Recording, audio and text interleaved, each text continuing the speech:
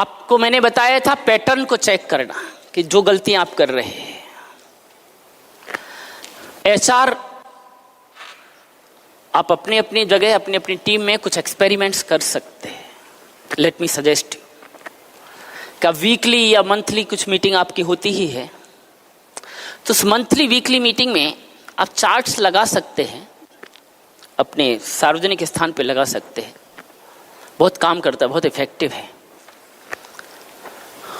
और वहां पर आदमी खुद जाए शाम को दूसरे दिन आके, पूरे दिन में कुछ गलतियां हुई हैं तो लिख दे।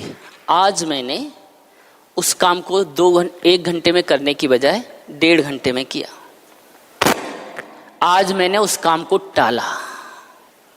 ये बहुत आसान नहीं है, लेकिन एक बार ये कल्चर, सेल्फ एक्सेप्टेंस का कल्चर जग गया ना। प्रॉब्लम ये है कि जब दूसरा बताता है ना, तू लेट आता है, तू आलसी है, तू झूठ बोलता है, तो बुरा लगता है। लेकिन जब हम वही चीज खुद मान लेते हैं तो ये सेल्फ इंप्रूवमेंट का पहला स्टेप है। दूसरा बताता है तो बुरा लगता है, खुद ही जब हम करते हैं तो खुद ही लिख देना। लेकिन हो क्या रहा है, आज मैंने उसको गलत ऊंचे स्वर में मैंने अपने बॉस से बातचीत किया, लिख दे। आज मैंने सबके सामने मैंने अपने सबऑर्डिनेट को डांटा। हेलो, ध्यान से समझिए, बॉस भी लिखे। उस डांटा जा सकता था, लेकिन अकेले में डांटा जा सकता था, जरूरी नहीं थी सार्वजनिक रूप से डांटने की। हेलो, क्या आप मेरी बात समझ पा रहे हैं? ये रियलाइजेशन होना चाहिए, क्योंकि सिद्धांत है प्रशंसा सार्वजनिक करना चाहिए और डांट थोड़े अलग लगाना चाहिए। उसकी ईगो को भी संभाले हम। लेकिन कर गया कई बार जोश में, मौके पे झांप दिया, तो तुरंत रियलाइजेशन भी होना चाहिए और बॉस को भी लिख देना चाहिए, मैंने आज, उसने हालांकि गलती की थी, लेकिन मैंने आज सार्वजनिक रूप से उसको डांट मिला दी, ये हो गई गलती। अरे हुई क्यों? तो लिखना उस गलती के पीछे दोष क्या है, तुरंत अति प्रतिक्रिया देना, ये दोष हो गया। फिर करेक्शन क्या लिखना है कि जब जब मेरा अमित, सुमित, सुनील, अनिल, जो भी नाम है, कुछ गलती करेगा तो मैं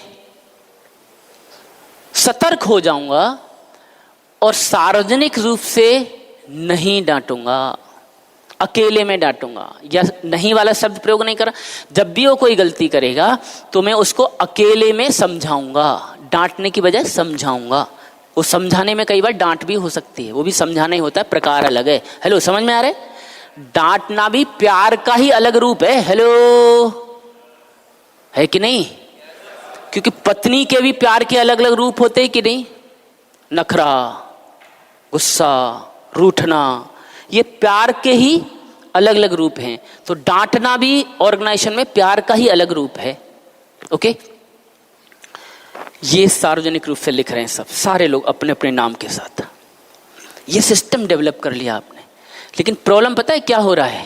तूने गलती की, तूने बोला सबके सामने, तुझे वहां बोलने की क्या जरूरत थी, तूने भी तो बोला। ये इस पर आरोप लगा रहा है, ये अपनी गलती नहीं मान रहा, ये अपनी गलती नहीं मान रहा। दोनों लड़ रहे हैं, दोनों एक दूसरे के प्रति द्वेष पाले हुए हैं। ध्यान से समझना, इसकी बजाय ये दोनों ने ये सिद्धांत फॉलो कर लिया और उसने भी मान लिया, हाँ मैंने ये गलती की, इसने भी मान लिया, माना मैंने इसको बोला और इसने पलट के मुझे बोला, और मैंने पहले ही मान लिया कि मुझे इसके साथ इस तरीके से नहीं बोलना चाहिए था, और इसने भी मान लिया मुझे भी इस तरीके से रिएक्शन नहीं करना चाहिए था।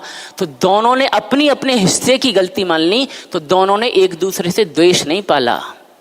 लेकिन हो क्या रहा है, मैं इसके प्रति द्वेष और गुस्सा कर रहा हूँ, ये मेरे प्रति द्वेष गुस्सा कर रहा है। गलती दोनों की है, लेकिन दोनों अपनी गलती मानने को तैयार नहीं है। इसलिए लफड़ा है रिलेशंस में, इसलिए एक दूसरे से बांधे बैठे हो, इसलिए एक दूसरे से गांठें पड़ गई हैं, एक दूसरे का मुंह नहीं देख रहे हो, एक दूसरे से बातें नहीं कर रहे हो, एक दूसरे को ठीक से ग्रीट नहीं कर रहे हो, एक ही ऑफिस में आते हो मुंह फुलाए बैठे रहते हो, एक ही ऑफिस में चुपचाप अवॉइड करके अपनी सीट पे चले जाते हो।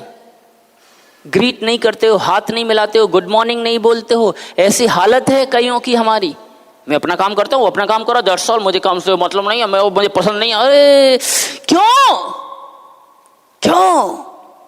एक ही ऑर्गेनाइजेशन में एक ही लक्ष्य के लिए काम कर रहे हो, क्यों छोटी छोटी बातों को बांधे बैठे हो? छोड़ना सीखिए, भारी मत बनो ऊंट की तरह।